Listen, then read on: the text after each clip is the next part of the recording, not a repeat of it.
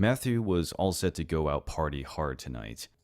He called his best friend Rita and said, "Hey, excited for New Year's Eve? What are we all doing tonight?" With that same excitement in her voice, Rita replied, "Of course. I have told everyone to arrive at 10 p.m. sharp at the club. I will text you the address as well. Don't be late, dumbass." She chuckled and disconnected the phone. Within 2 minutes, a text popped up in Matthew's phone. "IMR Club, 2021, Subscribe Street, 10 p.m. Matthew looked at the clock. It was 8:30 already. He finished his coffee and ran to the washroom to get ready. Matthew lives in his apartment alone. His parents stay in Texas. 3 years earlier, he shifted to New York and started his career here. Don't know why, but Matthew loves New York. He feels so normal while walking down these streets. This city is always busy, and now due to New Year, it has turned even more glamorous. The roads are decorated with bright lights, stars, Happy New Year banners. People are looking at their best, and every nightclub, pub, restaurant is filled with their crackles of joy and laughter. IMR Club is nearly 15 minutes drive from his house. Matthew has been to this club many times. Rita and Matthew often go there to grab a drink after a long, tiring week at work. The streets are covered with white snow, and blinking decorations appeared like a dream to Matthew. He stood near the wide dining hall while combing his hair. His phone rang suddenly, and he snapped out of his thoughts. It was his mother. He answered the call. "Hi, Mom. What's up?" His mother spoke from the other side. "Happy New Year in advance, honey. Don't get too drunk." Matthew laughed and replied, "Come on, Mom. Also, it's still the 31st of December. He talked to her for a while and noticed it was 9:30. Matthew ended the call with his mom and hopped inside his car. While driving to the club, crowds of people could be seen cheering on the streets. Matthew parked his car near the club and saw his friends standing in front of the club and waiting for him. He went to them, and everyone got super excited. Matthew was about to enter the club with them just when his eyes went to the dark corner at his left. A man was sitting in the corner, hiding his face into his knees. He figured out that there's a small, dingy alley lying in that corner. Suddenly, he lifted up his face and looked at the sky. His face looked heavily scarred. He then looked at Matthew and smiled with his crooked tooth and heavily scarred face. There was something in his smile that made Matthew's heart crawl into his throat. Rita came to him and said, "What happened? Let's go." Matthew shrugged off, saying nothing, and went inside the club to party on New Year's Eve.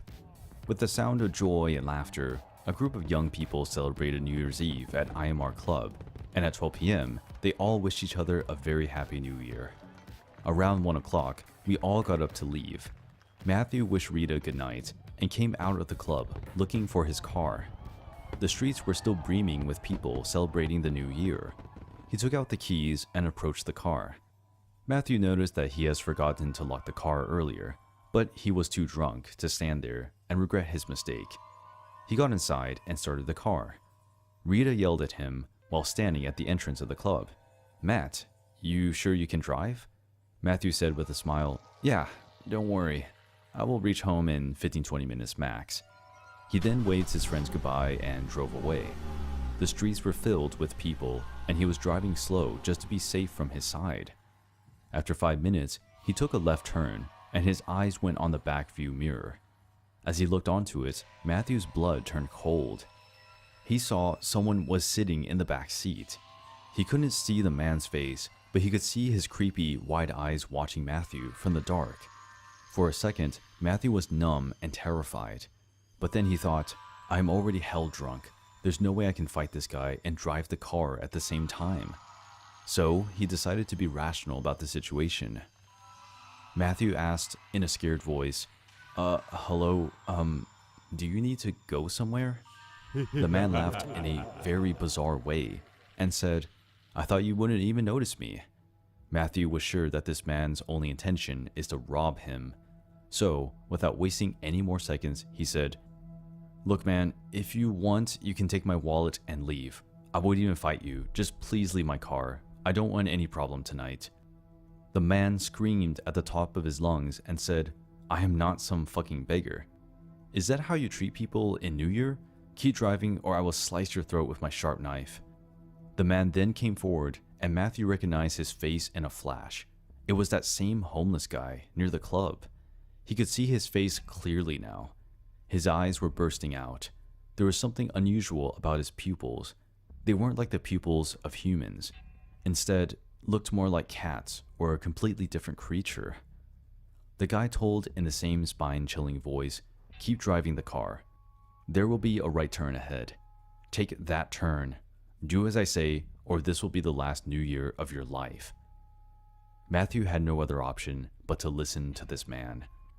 He had no idea if the man really had a knife with him or not, but there was no way he's taking the risk. After 7 minutes of driving, the right turn came. As Matthew took the right turn, they got onto an empty road. There was hardly any car on that road. It was like an adjacent lane to the highway. The roads looked very spooky, surrounded by bushy trees on the sides. There was hardly any light, except headlights of Matthew's car on the road. After driving like this for 5 minutes more, something unexpected happened. The man on the back seat started to cough terribly. Matthew noticed his eyes were turning even more wide as his tongue came out of his mouth. The man had a really big tongue, which creeped the hell out of Matthew. He realized there was something very wrong with this guy. Suddenly, the man told in a choking voice, "Stop. Stop the car, now." Out of fear, Matthew immediately stopped the car. The man got out of his car while coughing terribly. It felt like he couldn't breathe. Matthew sat inside the car, being numb. He didn't know what to do. He thought to drive back and get the hell away from this man as soon as possible, but something didn't let him. He sat in the car, staring at this man's unusual behavior. The man crawled on the road and came right in front of Matthew's car. The headlights were falling on him. What happened next terrified Matthew for his entire life. As the man choked to death, suddenly his bones started to crack on his own. He sat down on the highway while screaming like a creature from another world. The sound of his bones creaking fucked up Matthew's mind completely. He was already in a state of trance due to the alcohol. Now the sound of choking mixed with the bones cracking felt like a living nightmare. Matthew kept staring at this guy and slowly realized that the horror is yet to come. After a few seconds like this, the man suddenly got up and started to tear his own skin from his body. The way he was tearing off his skin made it seem like he was wearing a costume. He threw patches of skin, soaked in blood, here and there while screaming in pain. Matthew couldn't believe what he was witnessing.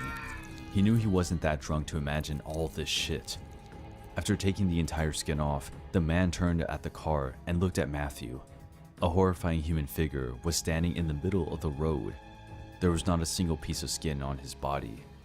The veins and red flesh gushing out of this vicious creature. Matthew was breathing heavily. He felt like his heart will stop right now. The man again stared at the sky and said in the scariest voice ever heard by human ears, "It's time to get a new skin. You just turned lucky, as this time I'm going to pick a woman. Happy New Year, Matt." The creature laughed in a demonic voice and hopped into the jungle like a four-legged animal and disappeared into the darkness of the woods. Matthew rushed his car way back home. He didn't talk, didn't come out for an entire week. He left New York after a month and came back to his hometown. One night, he was reading an article on Greek mythology, which made a truly terrifying revelation. Greek people believe in a demon who is said to be a shapeshifter, or sometimes a skinwalker. These demons are said to acquire any creature's skin or shape to hide in the human world.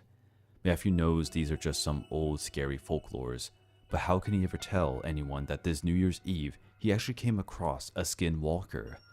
He prays to God that he never sees that creature again in his entire life.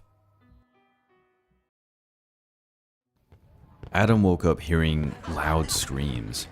It was coming from his neighbor's house. They were having a New Year party. Adam looks at the clock. It was 12 p.m. He heard them wishing Happy New Year to each other. Adam's life has changed a lot within the last year.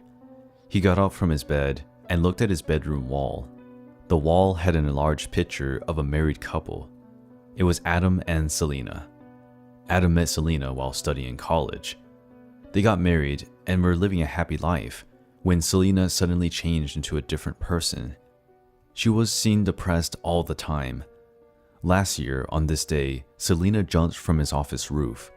Adam still doesn't know why Selena committed suicide. He doesn't even have the minimum idea of what she was doing at his office that night. Staring from his bedroom window, Adam saw the entire sky filled with colorful crackers. Everyone in the city is busy celebrating the new year, except Adam. He got back to his bed and tried to sleep. He has lots of work tomorrow. Just when he closes his eyes, his phone rang. It was a call from Sophia. Sophia was Adam's secretary, but she left the job last year. Adam answered the phone, saying, "Yes, tell me." Sophia replied in a soft voice, "Happy New Year, Adam."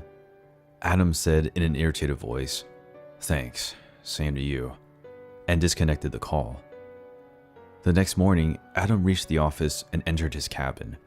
There were only a handful of people working today. Most of the employees are on the holiday. Even though Adam could have taken a break, he didn't. Julia came with a cup of coffee and said, "Happy New Year, sir. Here's your coffee." Adam looked at her and said, "I am going to leave for a business meeting. I will be back in the office by 3 p.m. I will finish the rest of the files then and leave for home by 7 p.m. So just arrange the pending files for me and then take the day off." Julia nodded and went to put the cup on his desk. Suddenly, something very weird happened. As Julia was about to place the cup on the table, she felt like someone pushed her from behind, and the cup fell on the desk, spilling coffee all over Adam's white shirt. Adam stood up in anger, saying, "What the hell are you doing, Julia?" Julia said in tearful eyes, "I am so sorry, sir. I don't know what happened. I just couldn't control my hand. Felt like someone pushed it." Adam looked at her with an irritated face and yelled, Shut up. Just arrange the files and leave." Julia left the cabin with a sad face. She had no idea what happened all of a sudden. Adam got up and took a close look at his shirt. The coffee stain was quite big. He can't go to a business meeting like this. He called the officials and told them due to some emergency, he has to shift the meeting after lunch. Now, Adam will have to work late at night. He got on into his car and headed for home to change his cloth. His house was a half an hour drive from his office. He unlocked the door and got into his bedroom to change. He was tucking his clean shirt when his eyes went to the enlarged photo on the wall. He was beyond surprised. The photo that featured Adam and Selena on their wedding day was not there anymore.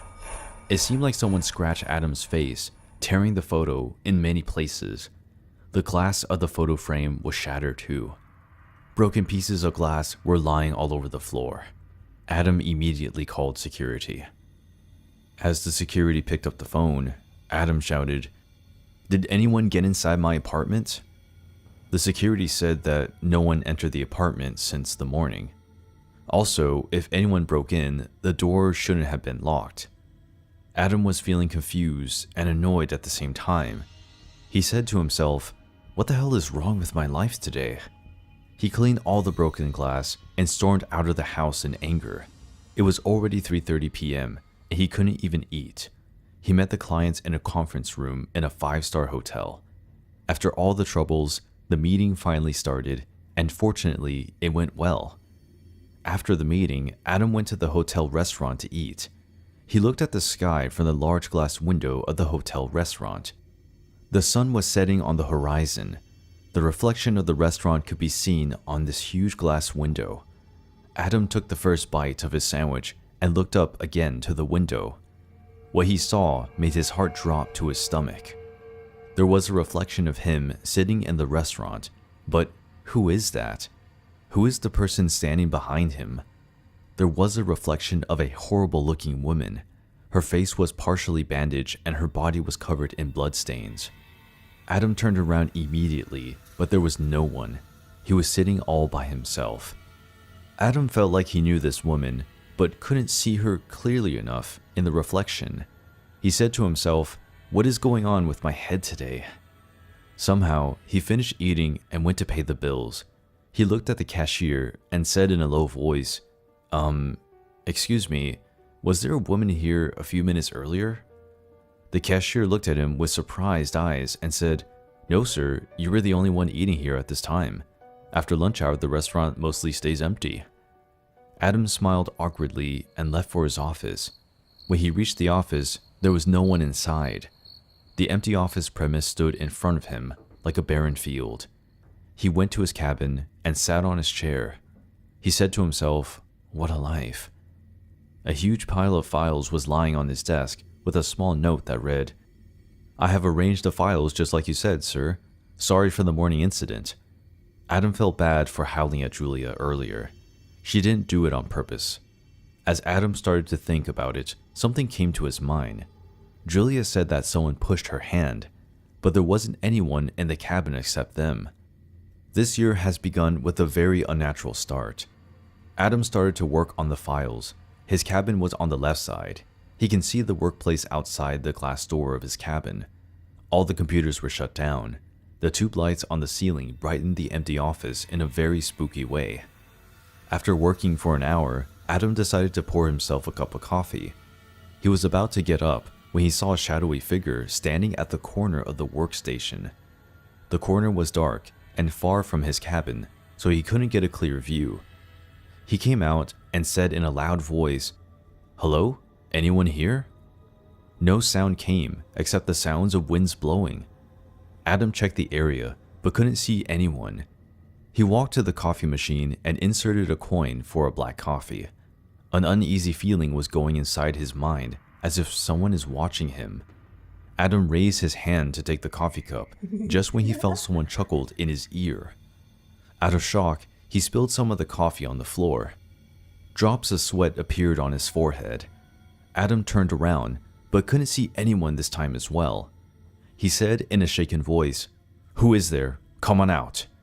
He started to feel scared now. He threw the coffee into the dustbin nearby and said, "That's enough for today. I am going home. To hell with this office and to hell with this work." He rushed inside the cabin and picked up his coat to leave. As he opened the cabin door, he heard a woman's voice. "Adam, Adam, can't you hear me, hun?" That voice said.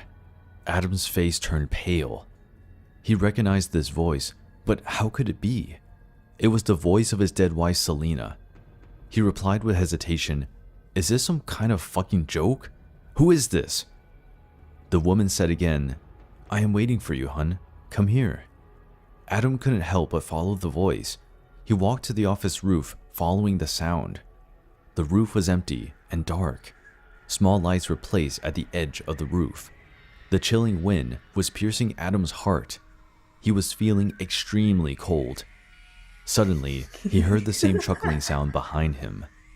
As he turned around, this time his heart dropped into his stomach out of fear. He said in a panicked voice, "Selena, oh my God, but you are dead, right?" Selena replied. Her face was partially covered with a bandage. Blood was dripping from her blonde hair. Her clothes were ripped and soaked in blood. Adam's eyes were wide in fear and shock. He fell on the floor. Selena started to walk towards him, slowly, and Adam started to crawl back, like prey in front of a hungry lion. Selena said in a spine-chilling voice, "Happy New Year, hun. I have come to get you." Adam screamed in fear, saying, "Why? What have I done?" Selena replied, "I saw you with Sophia. How could you do that to me? You don't deserve to live." Adam's face shook in shame. He indeed cheated on his wife with the secretary, but he never knew her ghost would come back to take revenge on him. He gasped and started breathing heavily. "Please, forgive me. I fired her, believe me." Selena stopped for a second and said in a low voice, "Do you want to see what happened to my face when I jumped off this roof?" Slowly, she took off the bandage from her face. Adam has never seen such a horrifying face in his entire life. Her left eye was hanging down from the eye socket. The skin was smashed and red flesh was coming out of it. Her teeth could be seen widely as half of her lips were cut out. She screamed, scaring the hell out of him, and started to run towards him.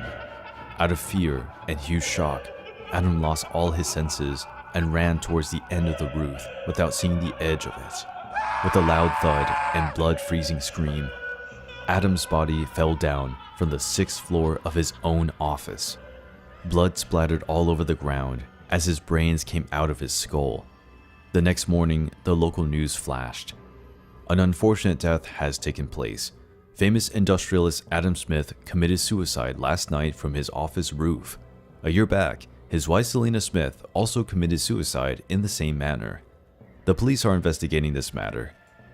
Everyone is shocked and out of words after discovering his body on the night of New Year.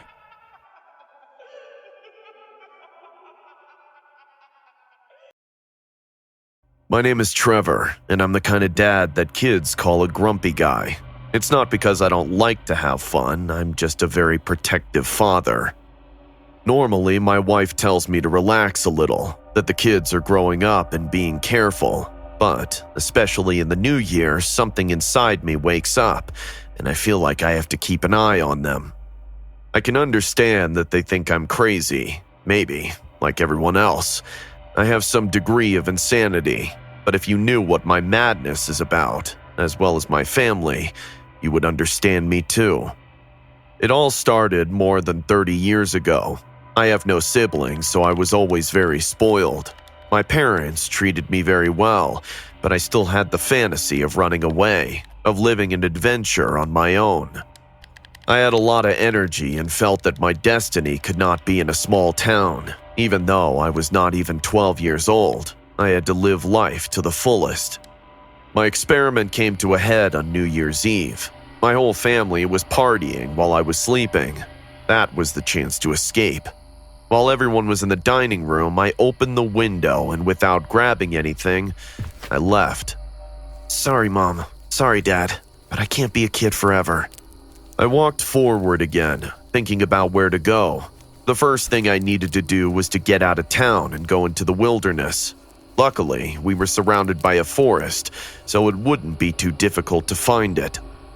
I walked a few blocks, but something in front of me prevented me from passing. A shadowy silhouette stood in the darkness. His eyes were blood red, and his huge figure was imposing. The figure came out of the shadows, and luckily it wasn't a monster, but by its face, it could easily be one. Hey kid, what are you doing outside your house? The man looked nervous, but he had a huge smile on his face. All his clothes and face were covered with blood, but he didn't have any wounds. I know this was weird, but if I was going to run away, I had to be brave and not be afraid of anything, or at least that's what I thought when I was a kid. I'm running away. I've decided I want to live in nature. Oh, I see. And where are Mom and Dad? Are you deaf? They're at home. I ran away. How brave you are, child. As he spoke to me, I could see the drool coming out of his mouth, as if he couldn't wait to do something. Before I could answer him, his eyes popped out of their sockets, and he looked up at the sky.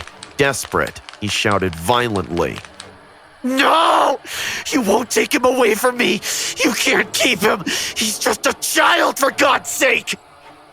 Sir, are you all right? I won't let you take him away! Don't you see how brave he is? Ah! I wasn't going to witness another second of whatever that was. I ran as fast as I could. I didn't know who that man was, but he was going to hurt me for sure. As I ran, I heard two voices behind me, but they both came from the same person. Run faster! Get him! This was not the same voice as before. His tone was much thicker and full of anger. All right, but promise me you won't hurt him. I want his eyes to be the first thing I see when the new year starts. I was still far away, but the man with two voices was catching up with me. There was no way I was going to make it home in time. I turned quickly to miss him and went in the direction of the park. It was only a few minutes before New Year's. If I could hide long enough, people would come out of their houses to celebrate, and this man would not be able to catch me. I climbed up the stairs to the slide and hid inside it without going down. After a few seconds, I heard his voice again, walking around the park. "Boy, relax. You can come out now. The bad man promised me he wouldn't kill you. He's not hungry anymore." I covered my mouth. If I made the slightest sound, he would surely find me. "You don't believe me, do you? Trust me, the bad man only eats human flesh before the new year, but he just ate. He's satisfied. He said I could stay with you if I promised to take care of you. Isn't that great?" "You are mine, little lamb." "No, get away!"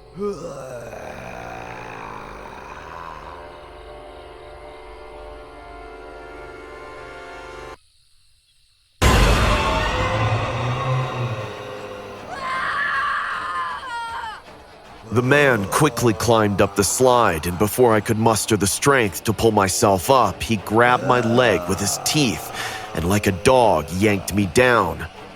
Already in front of me, he lunged towards my face, trembling.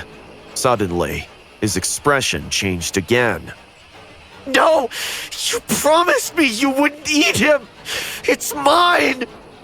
The man grabbed me with both arms and, lifting me up, started to run. I tried to bite him, scratch him, hit him, but nothing seemed to work. It was as if I was invulnerable to pain. After running a few blocks, he opened the trunk of his car with one hand. As I tried to throw myself into the trunk, I saw a family coming out of their house celebrating. It was already New Year's Eve. All the doors began to open, and the man started to get nervous.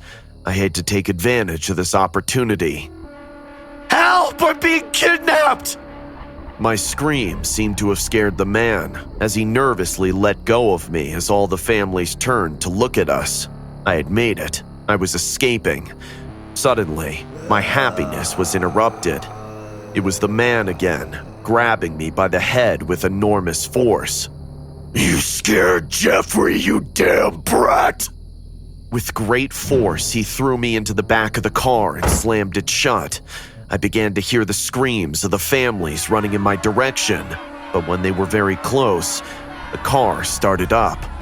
The screams were heard farther and farther away until they disappeared. After that, the only thing I remember is waking up in a cage in a basement. There was a smell of blood that made me sick.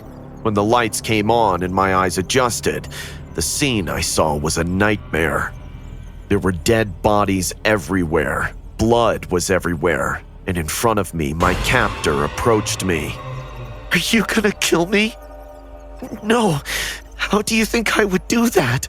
I've never killed anyone. Only the beast is the one who kills. But don't worry. You're my pet now. He won't do anything to you as long as you behave yourself. Now, eat a little. I have to go. I'll come down to play with you later." "No, stop! Don't go away!" Those were his last words. After that, the man left and I went back to the darkness. During the time I was there, I lived for almost 5 years in which I never left that basement. All I did was watch the man kill people at night with brutal force, tearing his victims apart with his bare hands. Women, children, old people, men. He made no distinctions. He just brought people in and killed them. During the day, his other personality would come down and play with me. He would throw papers at me, comb my hair, and tell me about his day. When I cried or didn't want to answer him, well, he would punish me. New Year's Eves were special. During the day, he would celebrate our birthday together by bringing me chocolate. He didn't need anything.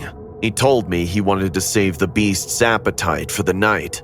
When darkness came, he would bring a victim, as usual. Only that, in addition to killing it, he would devour it before the new year. The years continued to pass, until one day I heard loud gunshots from above, and a few minutes later, a bunch of men in lights were pointing at me. It was the police. I was saved. I was hospitalized for many days. I had several illnesses and malnutrition problems. My body took months to recover, but my brain hasn't healed quite yet. When I grew up, I was able to have my own family. Today, I'm better, but when I'm with my children, I never lose sight of them.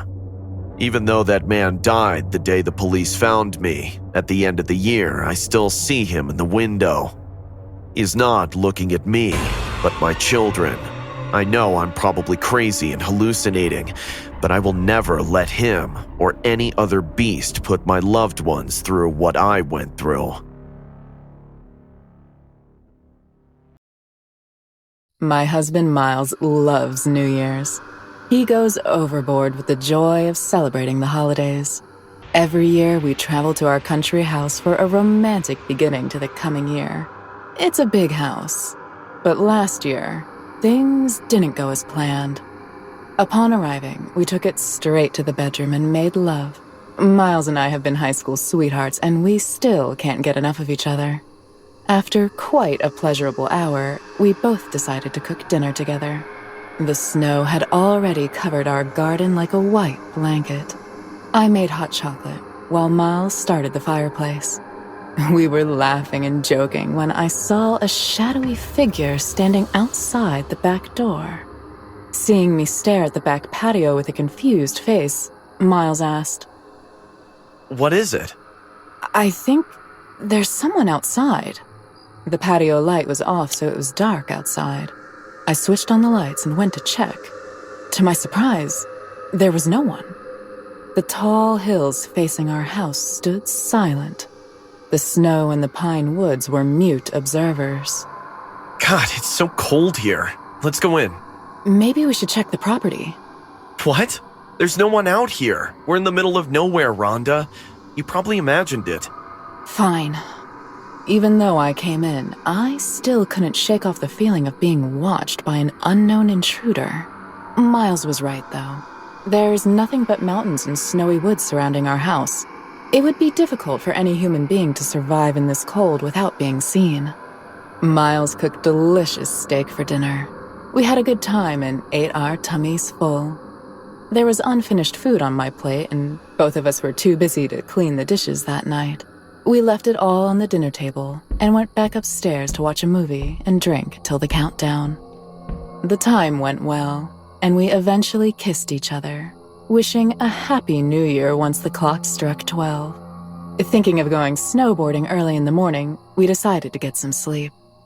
I don't exactly remember how I woke up, but once I did, I felt thirsty. I forgot to fill the jug in the bedroom, so I walked downstairs. As I came downstairs, my eyes suddenly noticed the dishes on the table. They were licked clean. I slowly scanned the house with tense eyes. I heard the basement door creak open behind me, followed by heavy footsteps. Someone was down there, and now walking towards me. The house was in complete darkness. The moonlight from the windows was my only source to see. I wanted to scream for my husband, but my voice died in my throat.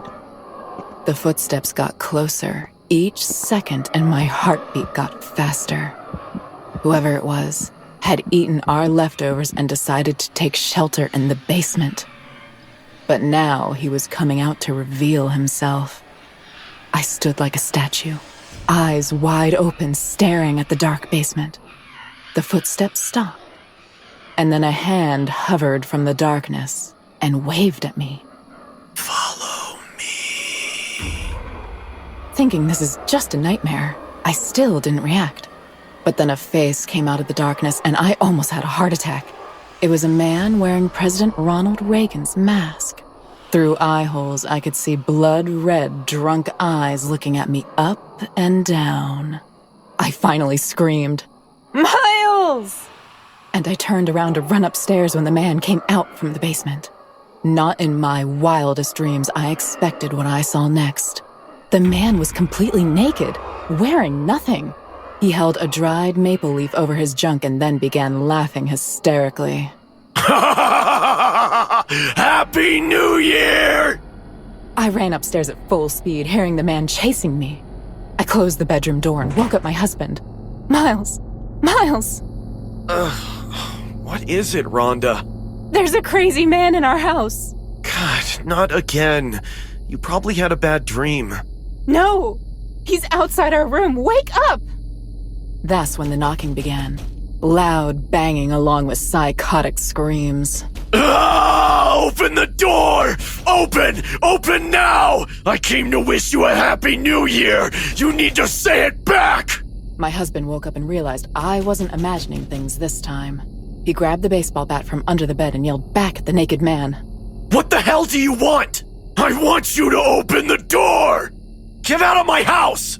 And what if I don't? You know you can't call the cops here! He kept hitting the door with his fist and then stopped. Everything went silent. Did he leave?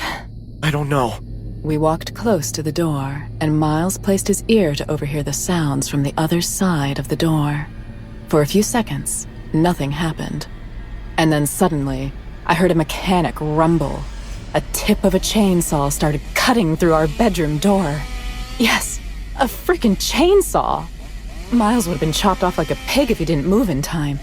I screamed at the top of my lungs, and the man cut a big hole in our bedroom door.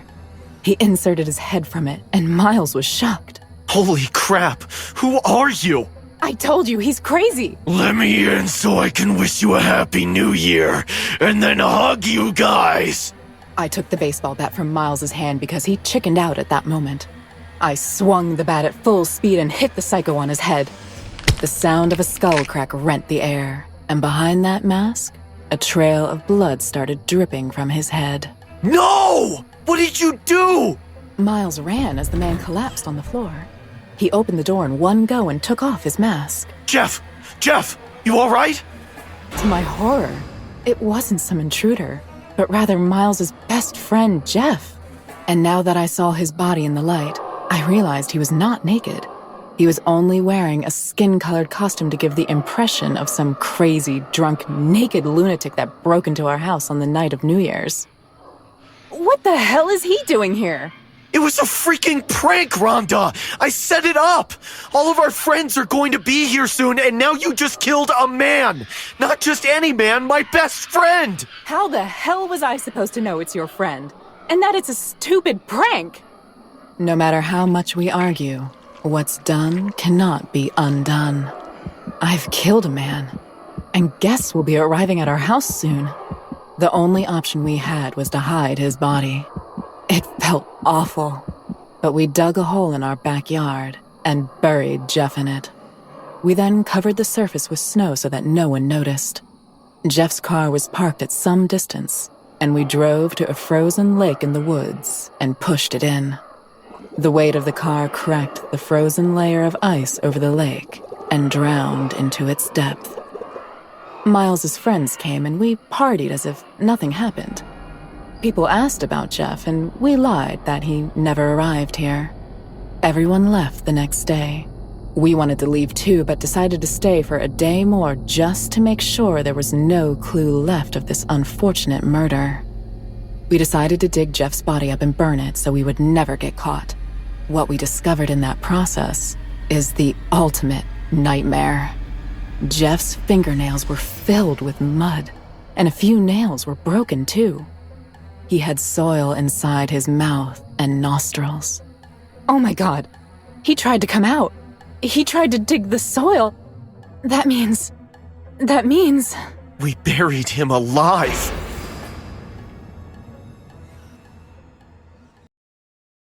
Parties are supposed to be fun, right? I used to really like them as I had a lot of fun. But being surrounded by a bunch of strangers is not a good idea. You never know what their plans may be. When I was in my 20s, I befriended two girls who were from rich and important families, Kelly and Nicole. I hadn't done it on purpose. I'm not that kind of person. We had just met and had fun together. Anyway, that Christmas, I had been with my family. So for New Year's Eve, I was planning to go to a party. You know, I wanted to have a good time. Listen to music, dance, and watch the fireworks once the new year came. Do you want to go to a party with us? Oh, are you guys going to throw one? No, this is much better. We were invited to a great party in a huge penthouse. We'll be able to see the fireworks right above our heads. Sounds great. So you're in, right? On the night of December 31st, they picked me up in Kelly's car. We did a few things before we went to the party, so we got to the building much later than I would have liked. But it didn't bother me. Together, we got into the elevator. I didn't even need to look at the floor number, as I knew we had arrived the instant I heard the loud music. So, is there a list or something? What made you think it's exclusive, honey? I understood what Nicole was talking about the instant we entered the penthouse. It was truly huge. More than it might have seemed from the outside. So it didn't matter how many people showed up. But anyway, I was surprised that it wasn't exclusive. I mean, the party was perfect. The lights, the music, the minibar, the pool, and of course, the view. What are you waiting for, Sarah? Have fun. No need to tell me. I started to dance through the crowd until, at some point, someone tried to give me a drink. No thanks, I'll go get mine myself. As I approached the minibar, I noticed that my two friends were already there, drinking cocktails. Tired of dancing already? Not at all, just a little thirsty. What are you gonna drink? I turned to look at the bartender and said, "Surprise me, okay?"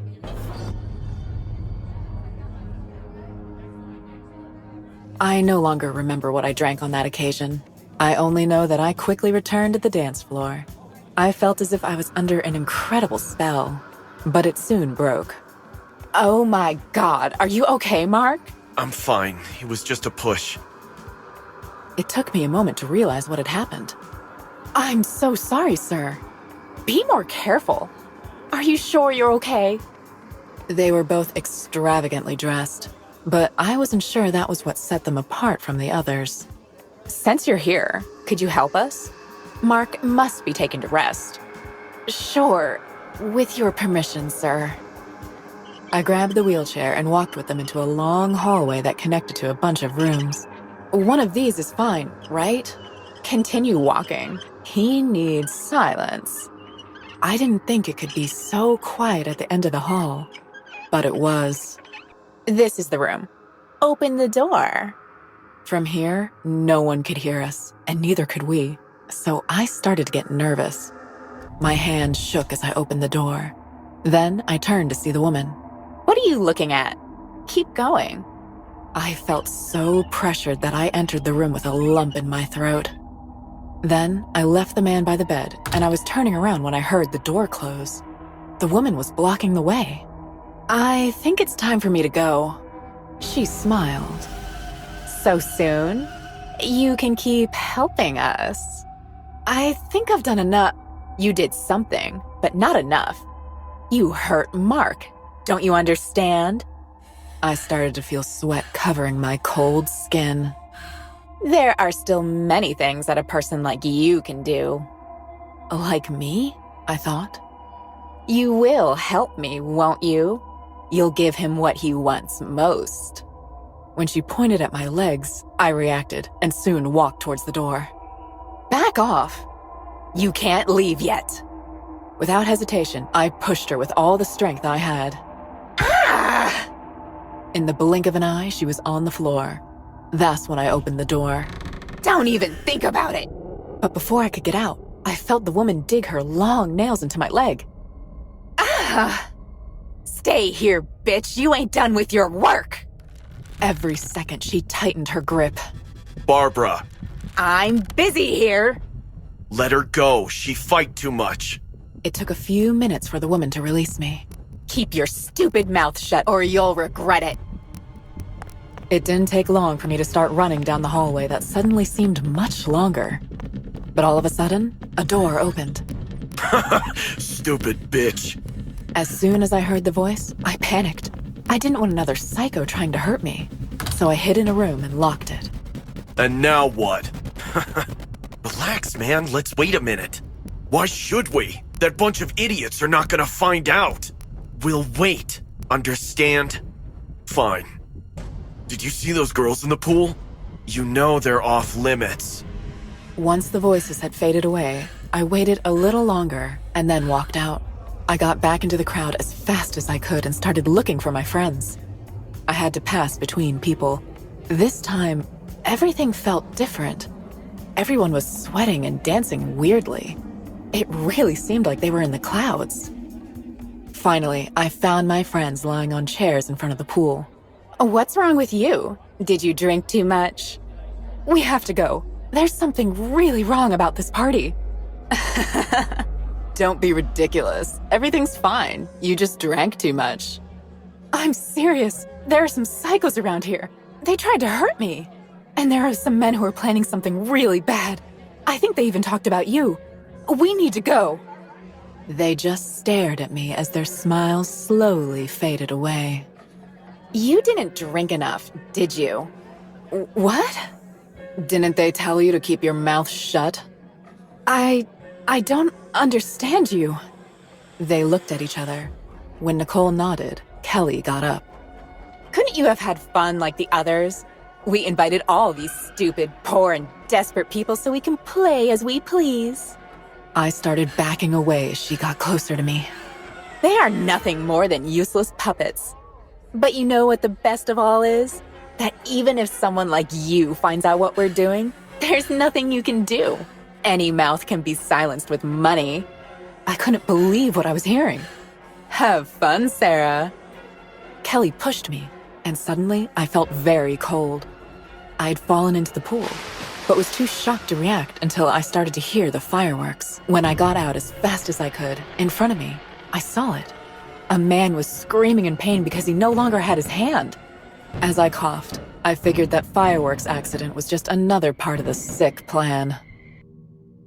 Luckily, that night I arrived home safe and sound.